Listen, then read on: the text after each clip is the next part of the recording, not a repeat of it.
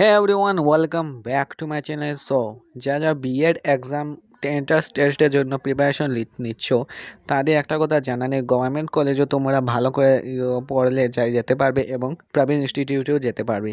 কিন্তু আসামে তোমাদের কি গভর্নমেন্ট কলেজ আছে যাদের প্রোভাইড করে বিএড কোর্সটা প্রোভাইড করে, আর কি প্রাইভেট ইনস্টিটিউশন আছে যারা তোমাদের বিএড কলেজের জন্য বিএড কোর্সটা প্রোভাইড করে। চলো এটা নিয়ে আজকে আলোচনা করব। সো শুরু করা যাক। Government and private. প্রথমে 1 নম্বর আছে তোমাদের district institute of education of training মানে ডাইট, ডিমাসাও আছে। এটা লোকেশন হলো হাফলং, ডিমাসাও, আসামও। এটা হলো গভর্নমেন্ট। এবার আরেকটা আছে ডাইট হাইলাকান্দি কোন জায়গায় এটা? লক্ষ্মী শহর হাইলাকান্দি, পিনকোডে দেখতে পাচ্ছ। আরেকটা ডাইট হলো কার্বি আলং, এলো চন্দ্রনগর, ডিফু, কার্বি আলং, আসামও।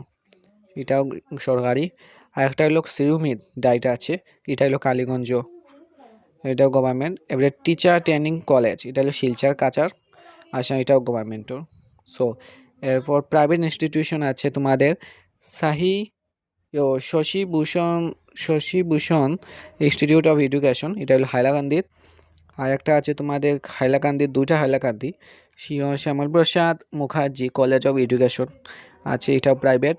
এবারে GC Pal college of education, এটাও প্রাইভেট কাছাড়ে। এবার আছে পাতারকান্দি কলেজ অফ এডুকেশন, এটা আছে পাতারকান্দি, সিরুমি ডিস্ট্রিক্ট, এটাও প্রাইভেট।